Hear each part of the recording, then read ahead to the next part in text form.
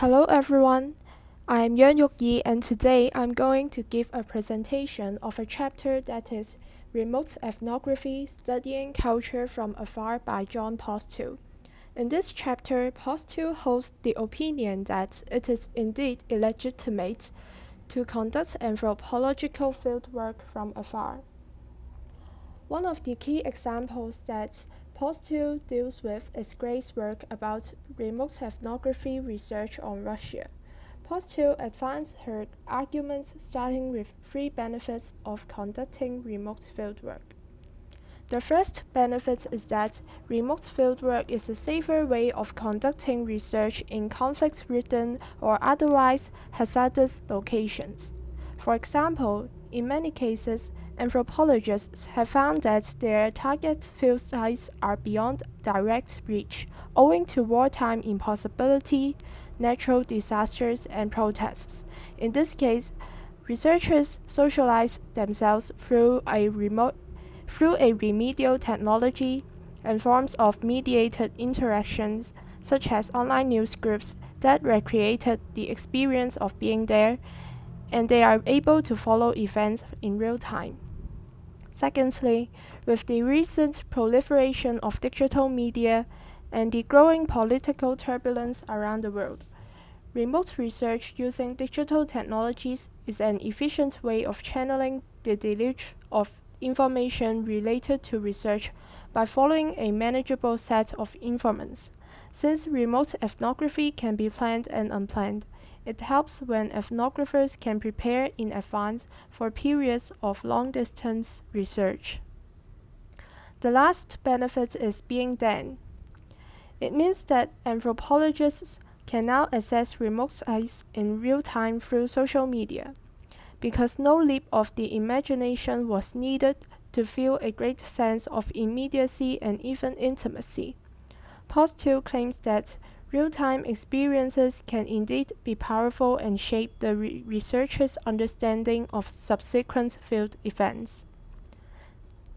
At the same time, Postill describes two main reasons to be cautious towards remote ethnography, such as varying emotional equalities and different subcultural universes of practice that will privilege certain forms of time-bound emotions. Lastly, he describes two related anxieties at play in the increasingly common practice of long-distance fieldwork.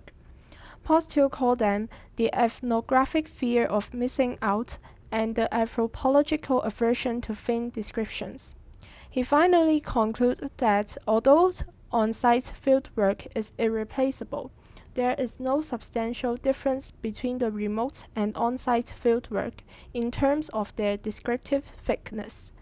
There is nothing inherently inferior or illegitimate about researching local issues remotely or indeed retrospectively. The main challenge is precisely how to overcome this misconception and make adequate provision for remote ethnography in our research designs and practices. In this session, I would like to give some comments and criticism on Postill's passage. In general, I agree with Postill's conclusions. Only at his third point, that the meaning of being there, I have my doubts, because being there not only means at one site at a time. So the question is what that means for ethnographic researchers' practice and what that means for the type of work that they say they do. As we all know, ethnographic researchers routinely observe people's social interactions, and these are generally considered to be where the action is, but is far from the only place. Culture and meaning happen across space, place, time, and scale. The action we care about always happens in multiple sites and dimensions. So choosing research sites is about taking a position within these fields. In this sense, I think an exact definition of terms in use or more in-depth explanation would be useful. Also, Postill did not mention about other difficulties of doing ethnographic research remotely, as we rely more heavily on tools like remote diary studies, we might be concerned about the extent to which our data is now more subjective, created by participants who famously, very often, don't behave the way they say they behave. Moreover, in one way or another, researchers and participants are always co-creating data. In other words, issues are raised from the politics and performativity of self-presentation to the assumptions stakeholders make about the authenticity or objectivity of data from, say, cameras and sensors that presented by the researchers and the participants. In the following session, I would explain the significance of remote ethnographic research on contemporary culture and society with examples. Today, with the explosion of affordable smartphones, 4G networks, and multimedia social sharing, ethnographic research has become truly mobile. Mobile ethnography now makes it possible for researchers to remotely connect with respondents in any location at any time without ever leaving their desks. Mobile has made ethnography affordable to every brand. As a result, more and more researchers and designers are using mobile ethnography as a cost-effective, scalable, and versatile solution to carry out remote field search. Compound this with the fact that people have become so comfortable with and addicted to their smartphones, asking them to snap a photo or record a quick video is no longer a big deal. In a cultural perspective, our mobile phones has become the can't live without utility in our everyday lives. Leveraging the fact that our mobile phones are a digital extension of our very selves, mobile ethnography gives researchers unparalleled visibility into people's everyday lives. This has a unique advantage over in-person qualitative research methodologies. All in-person methodologies require a researcher to be physically present and hence tend to be invasive and interruptive in nature. In some shape or form, they suffer from the researcher effect. No matter the technique, the presence of a researcher is likely to skew or bias the results by the very fact that they are altering or interrupting the normal behaviors of their participants. Instead of interrupting their normal behaviors, mobile ethnography enables anthropology researchers to align with them. Therefore, mobile ethnography is best used as a complementary methodology to augment and enrich their existing methodologies, data, or toolsets. In this part, I will explain remote ethnographic research amid the COVID-19 pandemic. The coronavirus has caused a sudden and dramatic change in everyone's way of life. This challenging time has not only motivated ethnographic researchers to seek for new, more agile alternatives, but also led to a behavioral shift that is putting emphasis on remote and digital tools for all interactions. As anthropologists are stymied during the COVID-19 pandemic by their inability to get to field sites and conduct the immersive ethnographic field research that has come to define at least some of the field of cultural anthropology. It may be helpful to recognize that this challenge has been encountered in different forms compared with the past.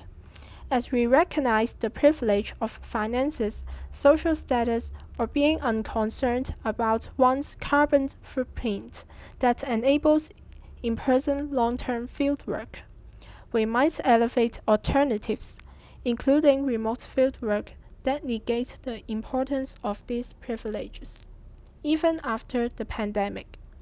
This can be admitted as the new normal of conducting research.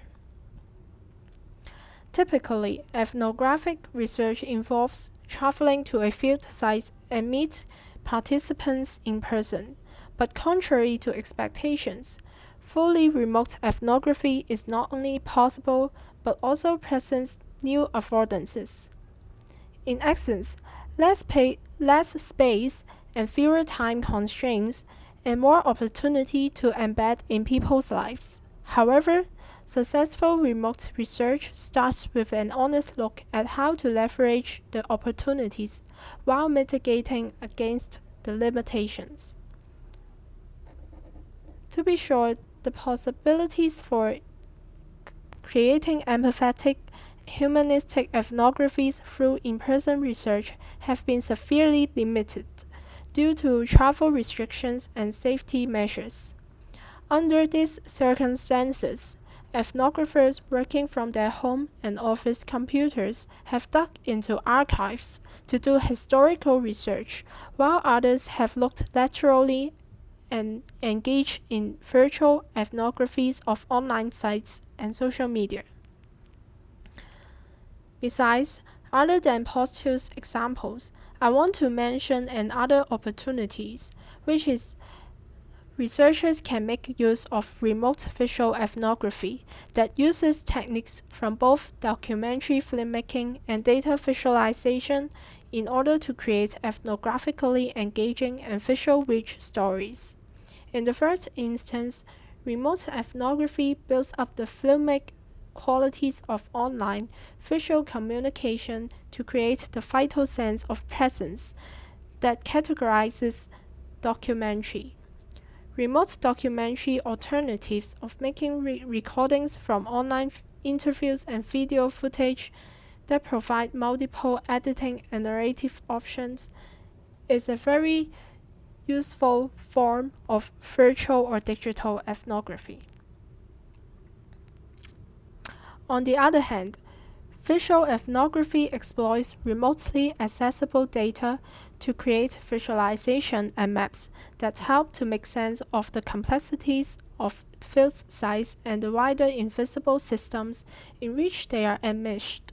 In short, remote visual ethnography turns the limitation of the pandemic into productive forms of visual ethnography. Now I'm going to show you video clips on the examples of virtual fieldwork and digital mapping.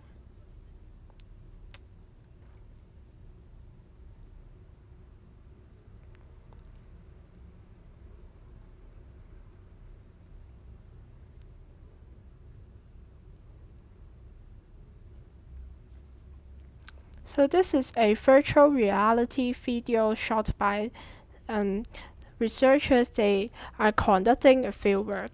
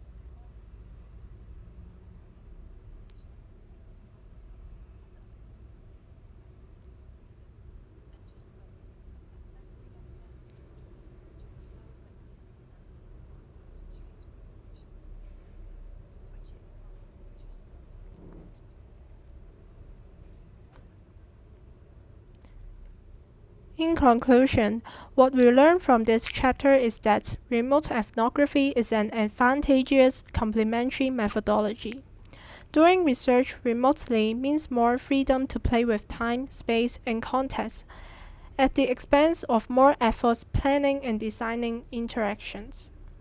While it opens up new opportunities to get to know participants in their world, it reduces the elements of spontaneity and embodied connection which make in-person fieldwork special.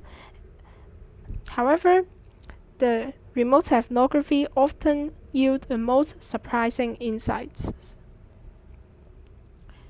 Remote ethnography can be deeply rewarding, but it's still important to acknowledge what's missing when we take away the experience of our bodies together in a place.